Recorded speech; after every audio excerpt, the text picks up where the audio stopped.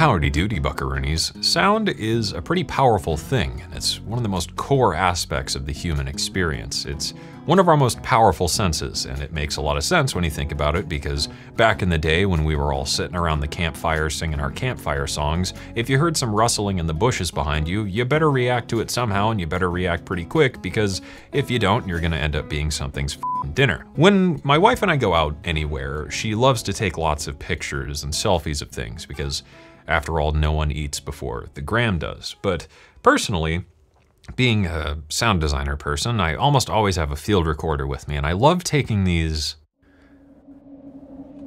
sort of audio snapshots.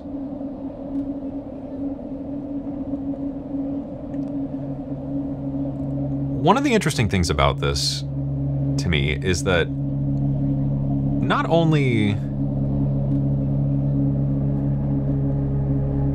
do these recordings just sound really neat, but they elicit such a powerful, tactile, and visceral emotional response. Not only do I remember where I was when I did these recordings, but I remember everything about that place and the smells and that time in my life, and I think that's kind of neat, for lack of a better word. And that's something that's always fascinated me with sound. That something so simple can drive up so many different feelings and emotions. And that's really, really cool. So today, that's what I wanted to talk about with you. As usual with these videos, this is going to be stuff you can do in any DAW using free or stock plugins, and as always, I would love for you to consider this a homework assignment for yourself to go out and try this technique and see what you can make with it. Everything you heard there during the intro was made using this. This is my new instrument called Organic Orchestra, which is available for the free Decent Sampler plugin, and it's out right now. If you want to check it out, you can find the link down in the description. Organic Orchestra was developed in collaboration with David Hilowitz, who has a phenomenal YouTube channel you should go check out with the little bubble pop-up thing, and he's also the creator of Decent Sampler. So a big thank you to David for helping me make this project possible, because I'm so pleased with how this turned out. Organic Orchestra is built up of 3 different layers. We have the organic layer, the analog layer, and the bass layer, and you can select a sound for each and blend them together. So if I just bring in the analog sine layer here, and start bringing in this airport recording, I think you'll get the idea.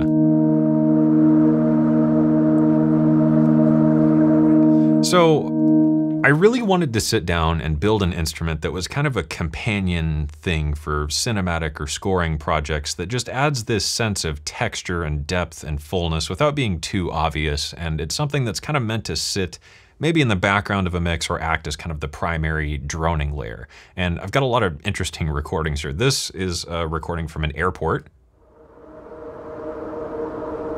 which is turned into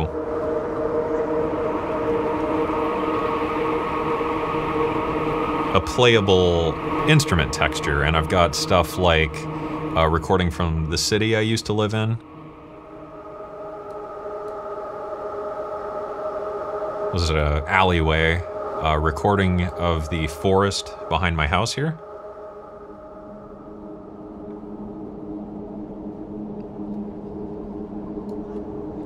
A recording of glass I did in a garage years ago at a place we used to live.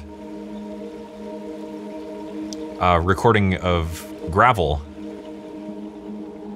from the road behind where I used to live when I was a kid. I've got a recording of ice from the woods behind my grandparents' house. There's this little stream. I got this really cool texture with like a contact mic and a couple microphones. And I think you get the idea. I've even got stuff like the vinyl crackle of my records downstairs turned into an instrument. or a recording of wind from a pretty big storm we had here a couple months ago.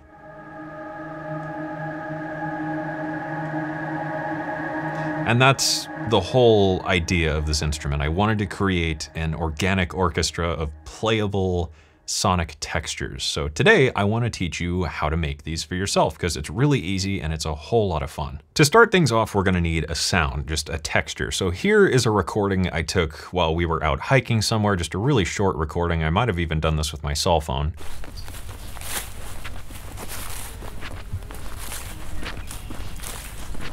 You can even hear some mosquitoes or bees flying by or something. That's pretty cool. So we're just gonna start off with any kind of organic Foley texture. It really doesn't matter because any sound will work with this. To turn this into a playable instrument, all you need is an EQ. Here I've got kilohertz slice EQ, which is just a good visual EQ so we can see what's going on here. I'm just gonna start off by adding a point and I'm gonna set the cutoff to 440 hertz. That's gonna be an A, so we have an exact reference pitch that we know about. We'll then tighten up the Q to make this super, super resonant and start boosting this up a lot. In this case, I've got this boosted 30 dB. So if I play this texture back again now, we've got this perfect 440 hertz tone, which then turns this into a playable texture. But we're gonna take this a few steps beyond here. I'm gonna add a couple more points, and you can do as many as you want as long as it's a harmonic of A. So let's do maybe 110, we'll do 220 because this is in octaves, and we'll get another at, I don't know, 880. We'll make these all really, really steep and just start cranking them way, way up. And now this is gonna give us just kind of this droning thing in A, and it might be quite loud, do keep that in mind, so have a limiter handy or turn things down when you play these back.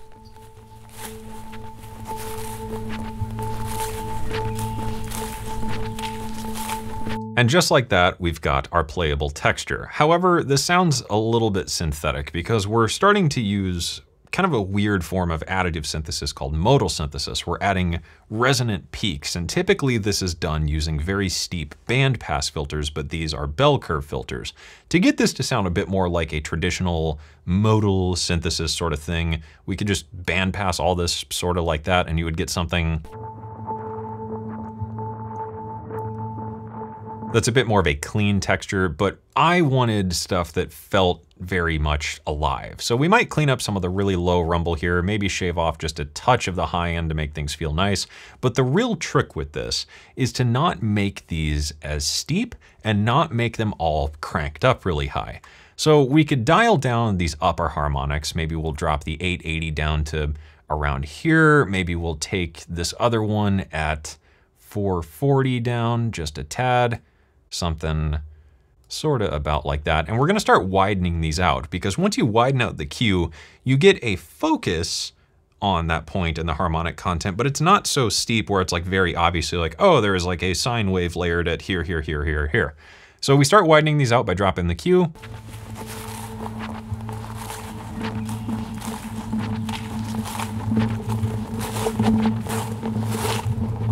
We get these really, really excellent textures, and we can start dropping these down just to sort of refine the sound.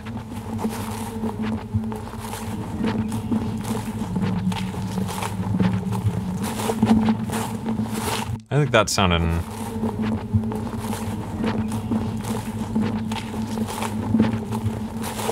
pretty all right. So once you've got this set up, if it's not tuned enough, you could just duplicate this EQ really quick. With the EQ duplicated, it's gonna be really loud, so make sure you turn it down a little bit. And this is what a duplicated EQ would sound like. And this is the exact same settings as the first one. We're essentially just adding even more tone to it. And this takes away from the texture. So you kind of have to play a little bit with how much of this resonant tuning you do versus how much of the original sound you pass through. In this case, Slice EQ features a really handy mix control. So I'm gonna drop this second one down to a mix of like 30 to 40%, and that should give us a nice playable texture that has enough of a clear tone, but it's not too obvious. Another key thing to keep in mind with this technique is that the sounds do need to be fairly dense. They almost need to be like noise. So if you find you have a sound that's a little bit clicky and transienty and very sparse, using something like a granular plugin like the free Emergence plugin here can help fill things out. So I'm gonna pan out 2 of these playheads. We'll make them fairly dense by dropping the time. I'm gonna increase the buffer size, maybe the grain count. We'll mess with the length of these things a little bit and try something about like that and start blending this in.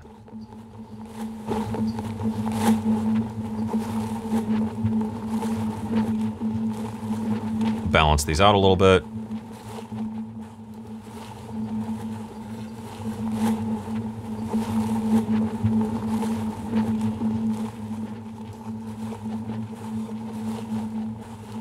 And now we've got a pretty dense, crunchy texture that should work well to become an instrument. With everything all set up and ready to go, we could bounce this out. I'm gonna bounce this as pre-fader here in Bitwig, and we've got our tuned, playable, organic texture.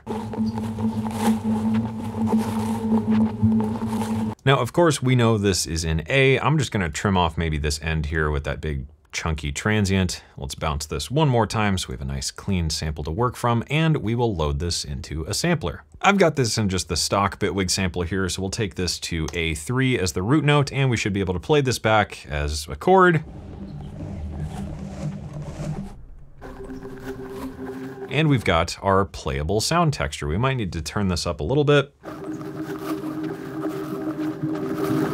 Maybe add a bit of a gain boost. And we could even try playing this back with maybe something like a granular mode. We'll increase the grain size and add some motion. Why not add a couple voice stacks and offset the playhead or something so we get this long granular mess of stuff, and we could add a loop mode. So let's do just forward looping and just make a fairly long loop somewhere in the sound so it'll just sustain forever. And we've got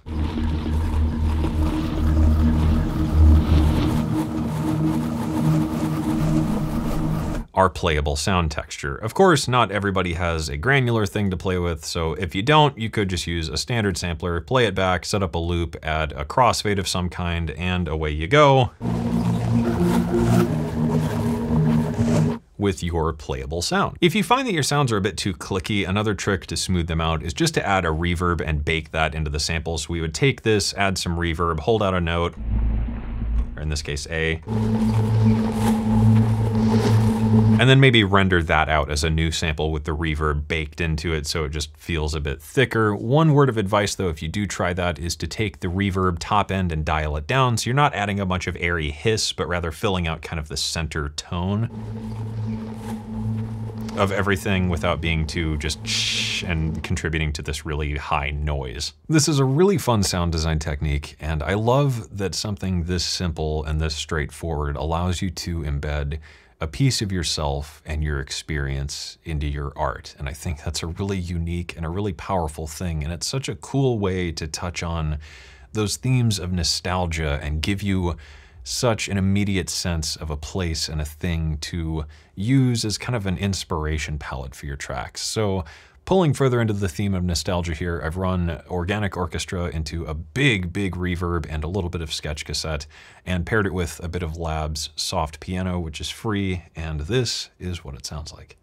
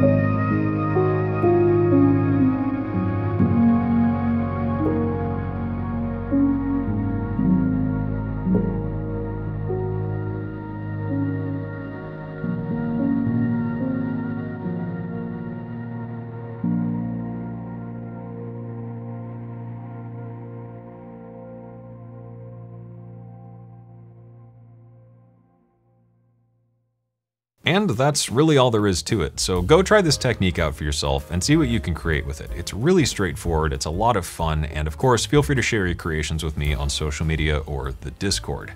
A big thank you again to David Hillowitz for helping me make this project possible and for making this really cool free sampler plugin that's so easy to create with.